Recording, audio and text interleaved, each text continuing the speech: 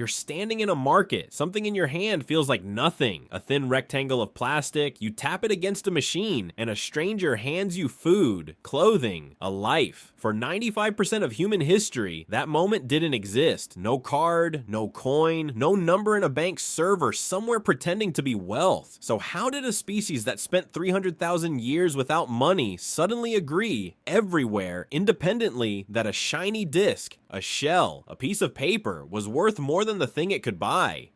The short answer is they didn't. Not at first. The long answer is way more interesting. Picture Mesopotamia.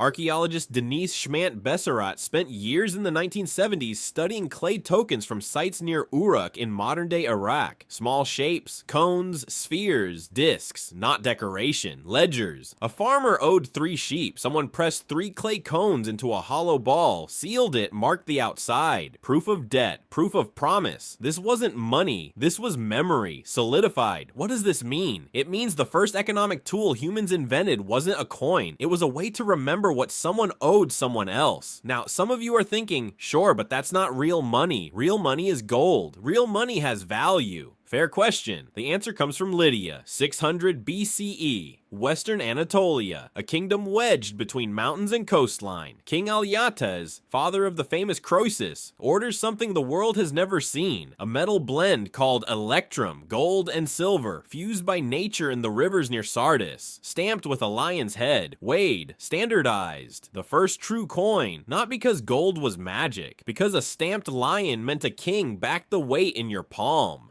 Trust, hammered into metal.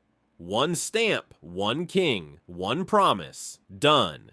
But here's the part that breaks the simple story. Money didn't start with kings and gold. It started 3,000 years earlier and 4,000 miles east in a place with no coins at all. The Solomon Islands, the Yap Islands in Micronesia. In 1903, an American lawyer and ethnographer named William Furness sailed to Yap and documented something that still confuses economists. Massive stone discs, some over 3 meters wide, called rye stones. A family didn't need to move the stone to own it. Everyone on the island simply agreed out loud who it belonged to now. One stone at the bottom of the ocean after a shipwreck during transport was still considered valid currency, still traded, still spent. The stone never moved again. The value was never in the rock. The Yap, the Lydians, the Sumerians, 3 different continents, 3 different materials. Same discovery arrived at separately. Value isn't a thing. Value is a belief held by more than one person at the same time. Let's zoom out further. Before coins, before clay tokens, before Uruk, archaeologist Peter Robert Shaw and biologist colleagues studying cowrie shells traced their movement from the Maldive Islands in the Indian Ocean all the way to inland West Africa and China, a journey of over 6,000 kilometers. On foot, by canoe, by camel caravan, starting as early as 1,200 BCE. A small white shell, worthless as food, useless as a tool, can't cut with it, can't cook with it, can't build with it, and yet it crossed oceans and deserts for 3,000 years as currency.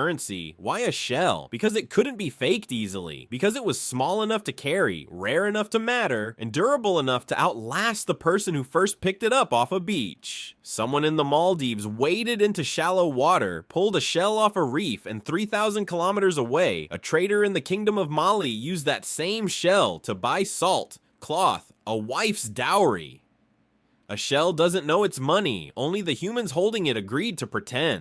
Here's the paradox. Before money, a Hadza hunter in Tanzania killed an antelope and the entire camp ate. No ledger, no token, no stamped lion, because everyone knew everyone. Because tomorrow, someone else would kill the antelope and the debt would balance itself across a lifetime of shared meals. Money appears exactly when that intimacy breaks. When strangers start trading with strangers. When a farmer in Uruk sells grain to someone he will never see again and needs proof. Clay, stone, metal, plastic, that the promise was real. Money is not a tool of connection. Money is a monument to distance. Now think about your wallet, your banking app, the number glowing on a screen that represents your entire life's labor. That number isn't wealth. It's 5,000 years of humans trying to solve one single problem. How do you trust someone you don't know? A clay ball in Uruk, a lion stamp in Sardis, a stone at the bottom of the Pacific, a tap of plastic on a reader in a store that closes at 9 p.m.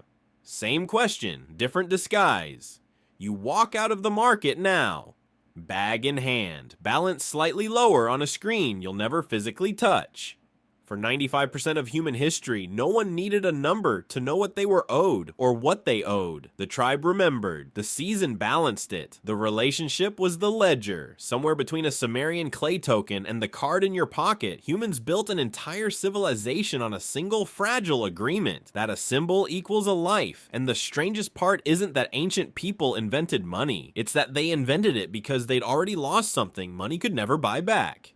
But the story doesn't end there. Fast forward, 1023 CE Chengdu, China. Historian Richard von Glahn, who studied Song Dynasty financial records for decades, documented something merchants had never dared try before. Paper, actual paper, backed by nothing but government promise, declared legal currency across an empire of millions. No gold inside it, no silver, just ink and a stamp from an emperor no one had ever met. One sheet, one signature, one empire agreeing all at once to believe in nothing. Done. Marco Polo, traveling through Kublai Khan's court in 1275, wrote home describing something Europeans thought was a lie. Paper being spent, saved, taxed, and burned when it wore out. A society running entirely on trust printed in ink. Europe wouldn't fully adopt paper currency for another 400 years. Now cross-check it. Rapid fire. The Aztecs trading cacao beans as currency across Mesoamerica by the 1400s. The Romans sometimes paying soldiers in salt, the literal root of the word salary. Indigenous nations across the American Northeast using strings of shell beads called wampum to record treaties, debts, and marriages. Paper, beans, salt, shells, 4 continents. Zero overlap, same invisible agreement. What does this mean? It means the material never mattered, not once, in 5,000 years. Some of you are thinking, fine, but at least modern money is backed by something. Gold reserves, government law. Fair question. The answer comes from 1971, August 15th, 1971. Washington, D.C. economic historian Barry Eichengreen documented the exact moment the United States severed the dollar from gold entirely, ending what had been the last physical anchor tying paper currency to a tangible object. From that single afternoon onward, every dollar, euro, and lira in existence has been backed by nothing. No metal, no stone, no shell, only agreement. Zoom out, a Sumerian clay ball, a Lydian lion stamp, a Song Dynasty paper note, a number on your banking app that exists only as electricity inside a server farm you'll never see. 4,000 years of humans building increasingly invisible versions of the exact same lie, agreed upon by everyone, believed by no one who stops to think about it too long. You open your banking app one more time. The number glows, familiar, reassuring. It was never real. It was only ever agreed upon. And somewhere between a clay token in Uruk and a blinking cursor on your screen, humanity built its entire civilization on a story so good everyone forgot it was one.